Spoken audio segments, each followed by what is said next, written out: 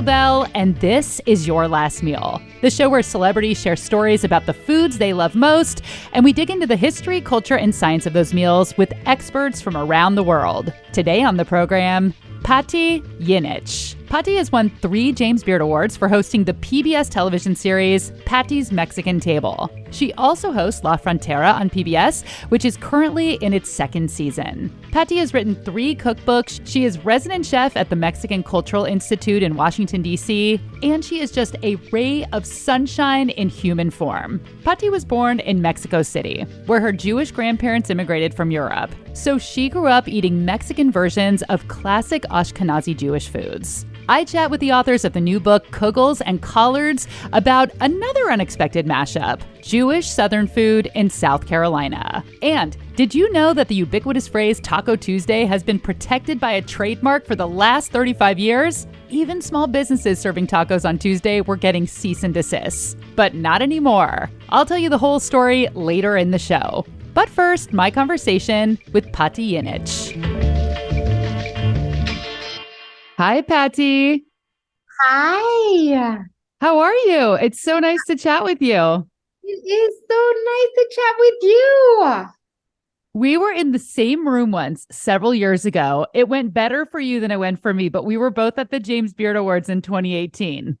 Oh my gosh, tell me about it. And tell me, do you like... I have always been drawn to stories about people who make dramatic career transitions. Complete 180s from one field to another. And I'm even more interested if their second career is in food. So I was born and raised in Mexico City. I come from a family of all girls, 4 girls, my mom and my dad. And food was always the center of our universe. It's the way we connected with our grandparents and aunts and cousins. Food always was very, very important at home.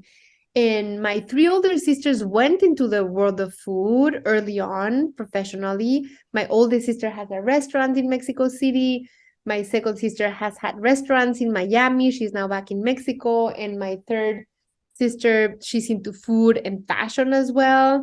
And I wanted to be an academic. I wanted to be a political analyst. I've always been an idealist, and I wanted to work in the world of ideas where I thought I could, spark dialogue and help in whichever way possible to the country that had welcomed my family. I come from a long line of immigrants from Poland and Austria and the Czech Republic. And so I went into social sciences, and then I became a political analyst. And then I married my husband. He got a job in the US. So we agreed that I would continue studying where he found a job. And as I was doing that, I found myself really hankering for home and trying to grow roots in the US. The way that I could most effectively do it was by cooking, the foods from home. I tried to not switch careers because I did a master's in Latin American studies, and then I was working in a think tank. So I felt like I can't veer off track, but something within me pulled me, and I resigned. I enrolled in culinary school, started cooking, started teaching cooking. In 2007, Pati became the resident chef at the Mexican Cultural Institute in Washington, D.C. From the beginning, her cooking classes weren't just about how to make a really good salsa or a perfect taco. You were doing the food of the Mexican Revolution, and one that I'm super interested in, food of convents in Mexico. Yes, yeah, exactly. So when I started teaching Mexican cooking, I really honed in on that research backbone that I had, because I'm telling you, I'm just incredibly curious, and not just in like wanting to taste everything, but in finding out where everything comes from. And sometimes I think it must drive my production team a little crazy, because whenever I'm interviewing someone, I'm like, okay, where does your family come from, and your mother and your grandmother and your great-great-grandmother? And then, I go back to the caveman era, I want to go back to the origins of the origins. A natural on camera. Eventually, she pitched a show to PBS, and the rest is history. You've been so successful with all of your TV shows and your cookbooks. And one thing that I think is so great about it is that you're actually from Mexico cooking Mexican food because, the people for so long that were representing this food there was Diana Kennedy, who was huge, and then Rick Bayless in Chicago. And it's like, well, where are the people from Mexico who should be getting these book deals and these TV shows? I feel like there's so many amazing Mexicans now doing what I do. I love it. It's such a celebration. I think that the more, the merrier. And I remember that when I started pitching a show, which was 13, 14 years ago, there was not a single Mexican with a TV show in the mainstream, in the US speaking English. And I remember how shocked I was. I can also tell you so many stories of how excruciatingly difficult it was to break through and enter. People, had so many objections to my very Mexican ways, my very Mexican accent. And people were very concerned that the larger audience would not understand as I tried to communicate. I was told many times that Mexican food was too niche and too ethnic, too little. And I remember being infuriated, during those times. What do you mean, like, too little, coming from Mexico, or too niche? And when you think about it now, and so many people have contributed to helping Mexican food be practically part of the American culinary lingo. You have Taco Tuesday. People not only know tacos, but they know enchiladas and tamales. And when I first moved to the US and when I started doing these, you could find a jalapeño if you were lucky, and chipotles in adobo was very difficult to find. Now you can find practically every ingredient. So I think we've come a long way. But yeah, that was a big driving force for me. Being a Mexican doing these, of course, I feel a lot of responsibility. And I started very slowly with kind of a Mexican 101. I remember the first episode I did for Pati's Mexican Table on season 1 was quesadillas. I was afraid of making menudo, tripe soup, or different kinds of moles that were going to have many different ingredients. And 12 seasons later, I've done menudo, I've done pata, I've done tongue, I've done, the whole body. The whole body. But it's also because the audience is more ready.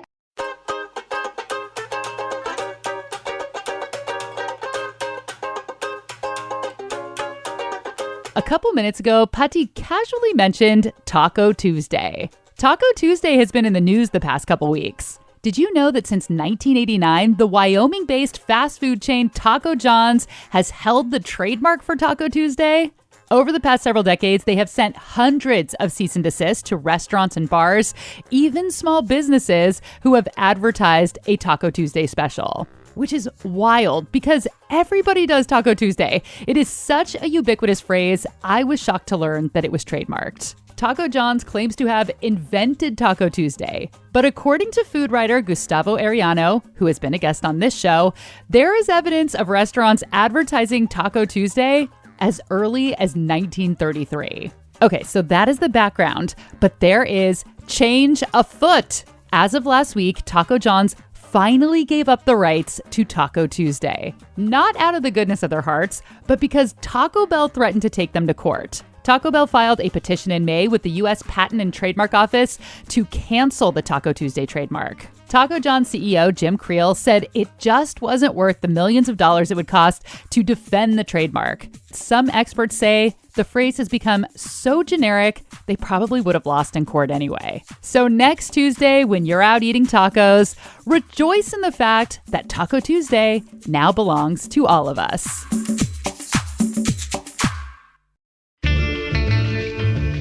Pati has eaten all across Mexico, but when we come back, she talks about her favorite Mexican foods. And we're going to talk about South Carolina Jewish cooking, a place that once had the largest population of Jewish people in the country.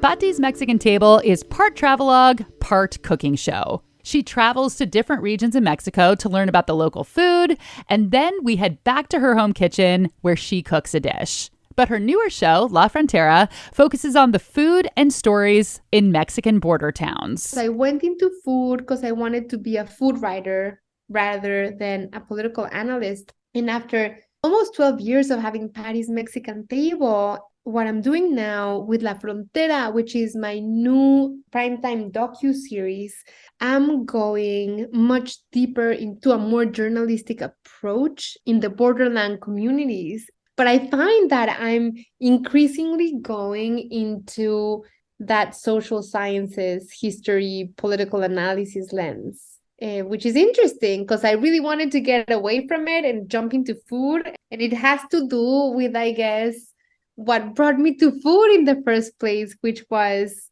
I saw as a little girl how my grandmothers, one was from Poland, one was from Austria, and both fled very difficult situations and came to Mexico with nothing. And they were able to grow roots and they were able to make Mexico their home. And the way that they were able to do it most successfully was by way of the kitchen, by weaving in flavors or recipes that they brought from home. I'm doing that in the US now that I have my Mexican American family. Anyway, I've been talking too much. You've visited a lot of areas. You've tried a lot of food. I'm sure you've fallen in love with a lot of foods. But what is something that Americans might not know about that you love so much and you would encourage people to try if they travel to that part of the world? Well, I'm now fascinated with the borderland foods. Like the US-Mexico borderland cuisine is incredible. And I think it's very looked down upon. And it's most of the foods that people love, but they kind of won't admit it, or if you think about nachos, like everybody loves nachos. But to some Mexicans, it's like, no, that's not Mexican, that's American. And for Americans, some Americans are saying, oh, nachos aren't real Mexican food.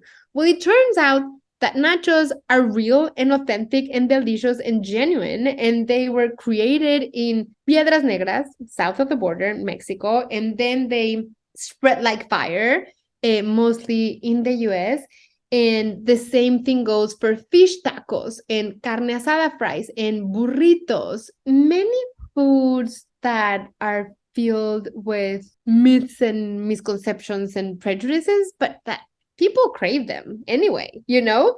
I mean, I went to El Paso in Ciudad Juárez and I had some of the best burritos I've had in my life. They were incredible. The same goes for ceviches and the seafood tostadas in the Cali Baja region. So incredible, Rachel. I mean, I've had some of the best foods I've ever had at the border. And it's something that people just wouldn't expect. How are the burritos different than what we get here? So typically, they're not as atomic bomb style. Yeah, gigantic.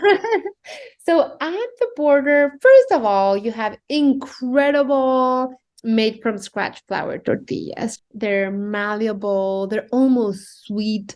They're made many times with either beef lard, sometimes with butter, sometimes with milk. I mean, they're just incredible flour tortillas. So the wrapper in itself is already an improvement. The filling of the burrito is typically one guisado, like one stew that can stand on its own without the tortilla. So it can be carne con chile. It can be like chile verde rajas, like fire roasted chile verde, like fire roasted Anaheim chile, potatoes, cheesy cream. I had a ridiculous burrito in San Diego, to a place called Rolando's in San Diego. And there's many places that make this style of burritos, which is like a carne asada with roasted vegetables and a little like tomatillo guacamole inside. And it was like, I don't even know what to say. I finished that gigantic burrito in like 5 bites. I didn't even want to drink water. I just wanted to continue eating. Where in the world are you? Because I know that you are filming today. You've been filming all month. Yes, I am in the city of Mérida, in the state of Yucatan, in the Yucatan Peninsula, and we're filming season 12 of Pati's Mexican Table. Can you give like a tiny sneak peek of what you're doing in the Yucatan? What kind of food maybe you're focusing on, or one example? Of course, of course. So in Yucatan, they're a lot about charred, rustic, burnt flavors. Like they love to char the tomatoes, the onion, the garlic, the spices. They toast them a lot before they use them. And they're a lot about citrus. So they have bitter orange, different kinds of, bitter and sweet limes. And here, the chile that is king is the habanero.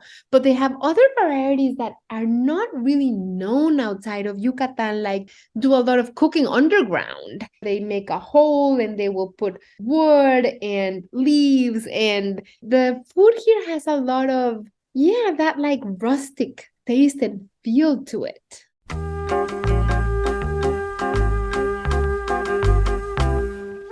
So you grew up Jewish. Both sides, your family were Jewish immigrants and living in Mexico City. What are some of the mashup of these dishes? I was so interested as a Jewish person to read about these Jewish Mexican foods that your family cooked. Oh, so delicious. And that's the thing, Rachel, that many people think, oh, Mexican Jewish, is that just dropping a jalapeno into a matzo ball soup? Well, no, Jewish Mexican food has been in the making since the Spanish arrived to Mexico, and there were people fleeing the Spanish Inquisition. There have been different immigrant waves from different countries. The First World War, the Second World War. Well, you were talking about the food, and the food is fascinating. Ranges from the Ashkenazi Jewish Mexican foods, where you have the gefilte fish with jalapenos and mushrooms, or sopasteca style with avocado and jalapeno and onions and lime. You have the gefilte fish with the Veracruz sauce with tomatoes and olives and capers. You have chicken with tamarind and chipotle. But then you also have the Sephardic Jewish Mexican foods, which lean more, of course, into the Middle Eastern Jewish communities. And you have the kibes and the agrios and so many delicious things. Like Pati said, Jewish people first arrived in Mexico in the 1500s, fleeing the Spanish Inquisition. And a similar thing happened a bit later in the American South. So Jews have been in South Carolina since the 17th century. The first Jews show up in 1695 or somewhere thereabouts. That's Rachel Barnett, co-author of the new book, Kugels and Collards, a collection of essays and recipes highlighting Jewish Southern cuisine, which, just like Jewish Mexican food, is totally new to me. The interesting fact is, in 1800, there are more Jews in Charleston than New York. So South Carolina was always welcoming to Jews. They were written in the earliest documents as giving religious freedom, Jews and other heathens. Yeah, our history is amazing. It goes way back. We have one of the oldest synagogues, KKBE, in Charleston.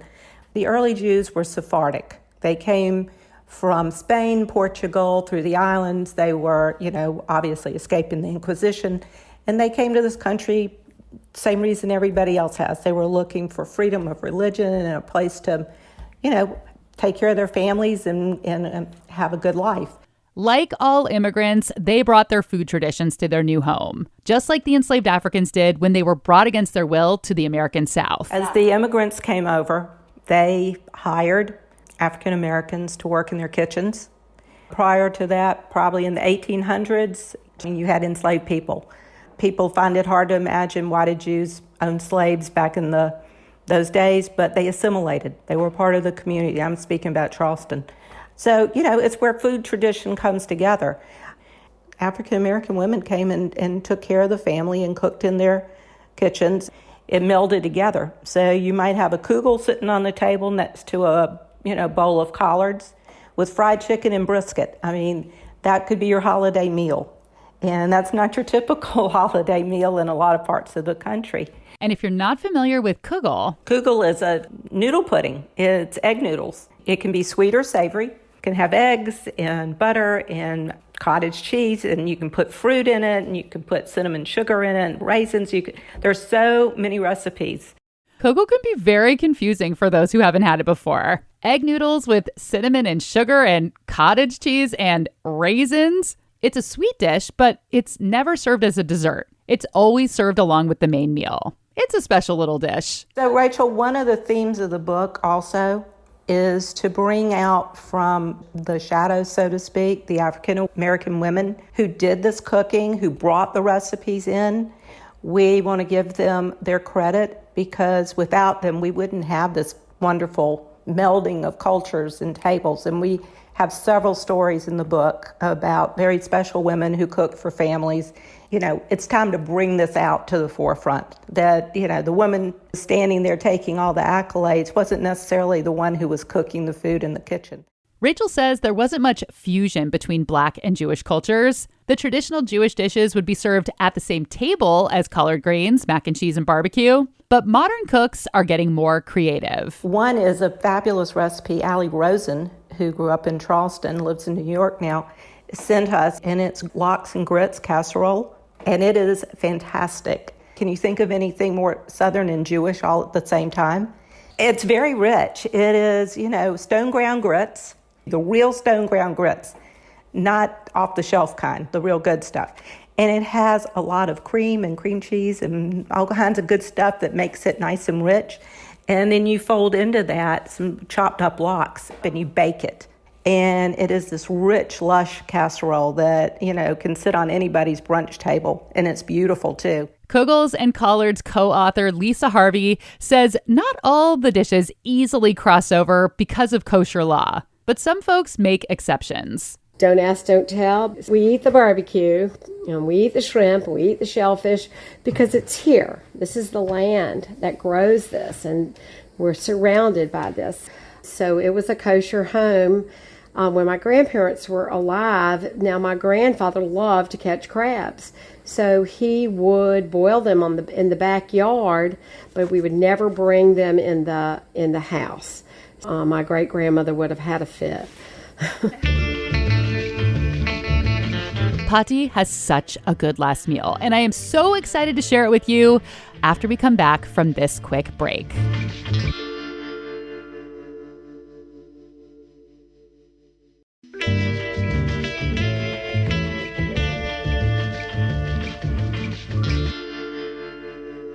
Pati, let's get to the big topic. Your last meal, what would you choose?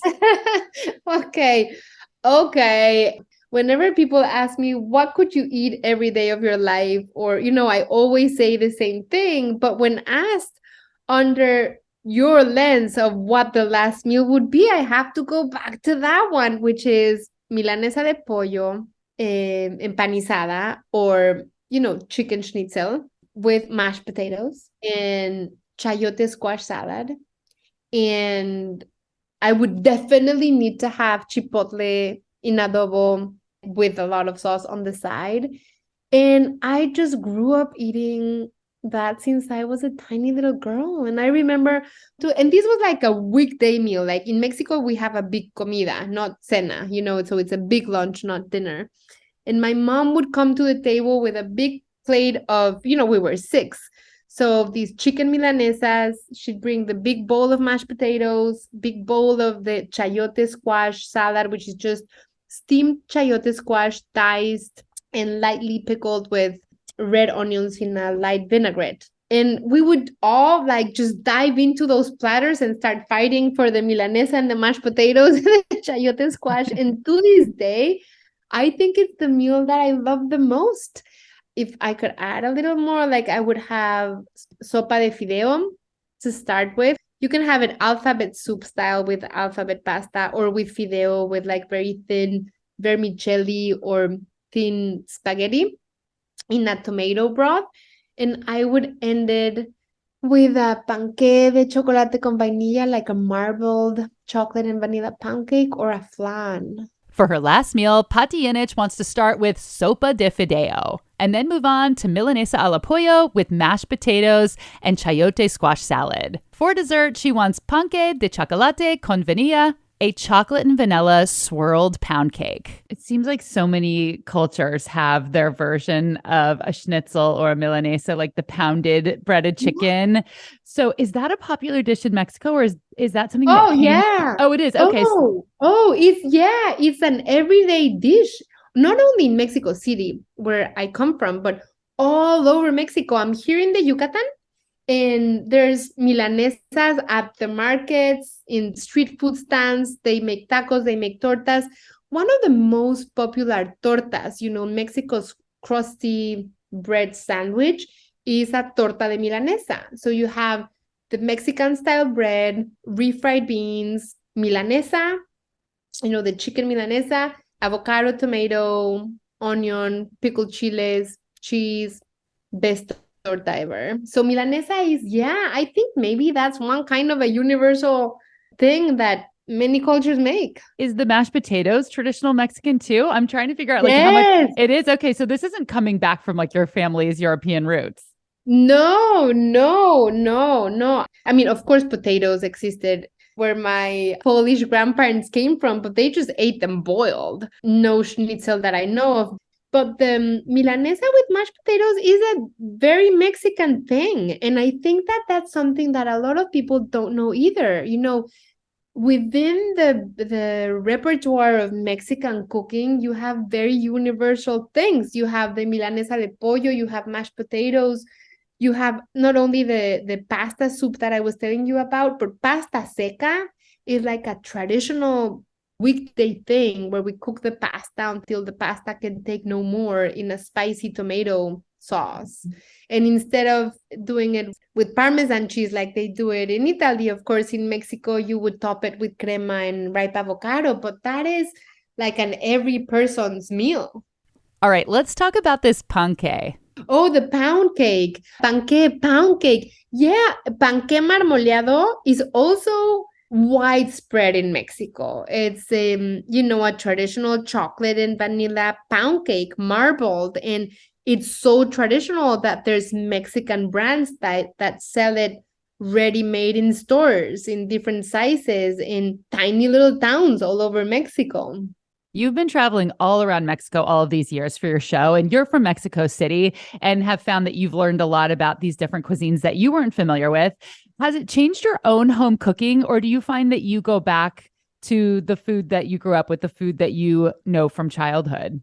Rachel, this is such a great question. It's such a great question because I was thinking about, the name of your podcast and what was I going to tell you? And I found myself, of course, going back to the food that I grew up with since I was a little girl. It's definitely changed my home cooking. I find that the kitchen in our home is really a place for both experimentation, and it's my family's language. It's our love language, or anything language. We communicate through food. I have 3 boys, one graduated college, one is in college, and one is in high school. And if you saw our family chat, it's just filled with photos like, this is what I ate today. This is what I ate yesterday. Oh, look what I'm cooking. And there's not much of anything else than like food, food, food, food. That's how we know where we are, in what place are we emotionally to. But I find that, yeah, I love bringing new flavors and tastes into my home.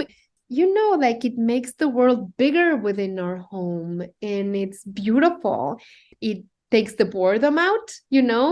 But I do find myself when I'm very tired or homesick, like I'm feeling a little bit today, which is our break day in the middle of 2 weeks of shooting, and it's been tiring. It's been really long days. And when I find like, oh, I'm missing my dog, I'm missing my boys, I'm missing home, what I crave for the most are those foods that made me. You have so many mashups in your life. You have the Jewish heritage, the Mexican heritage. Now that you've moved to the States, have you added that on? Do you have a dish that kind of smushes together all of these parts of you? Yes, of course. I mean, I feel like there's many. My kids always loved mac and cheese. And in Mexico, we love pasta too. And I started making mac and cheese instead of with a just cheesy sauce, with a poblano chile creamy sauce. And Ooh. it became a big hit at home.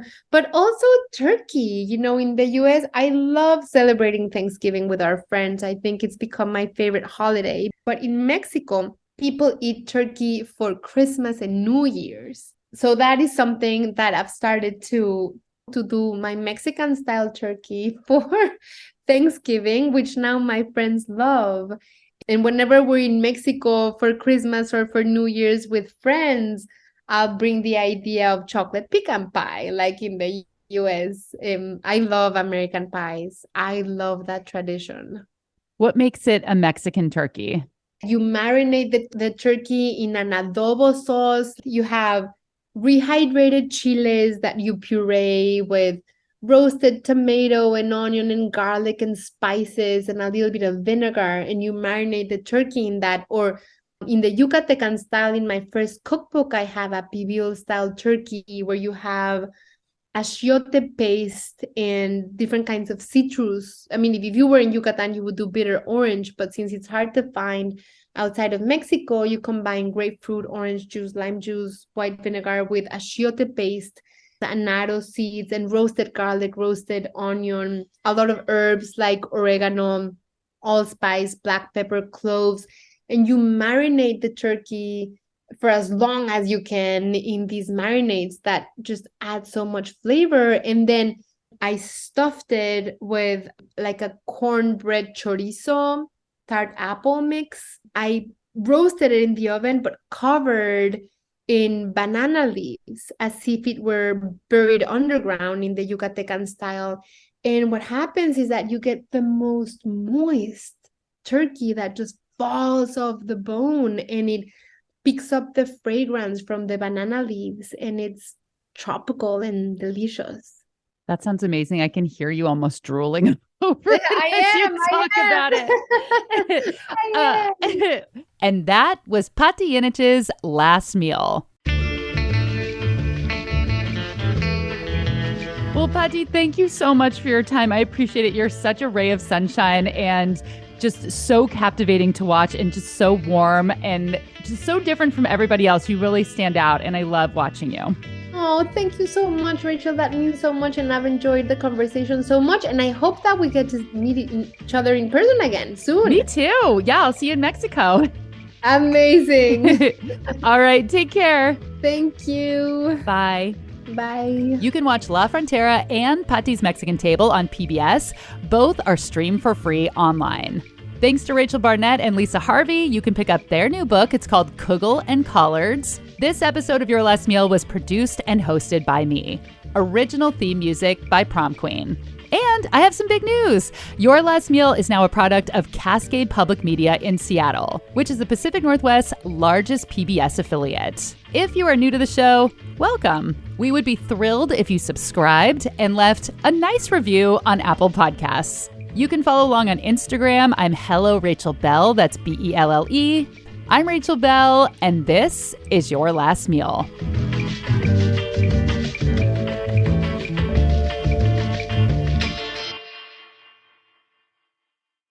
Okay, I think this is gonna sound better, and I'm confident that I'm in a good place. Mentally and emotionally and spiritually and physically. I mean, at least Wi-Fi way, yeah. Yeah, Wi-Fi-ily.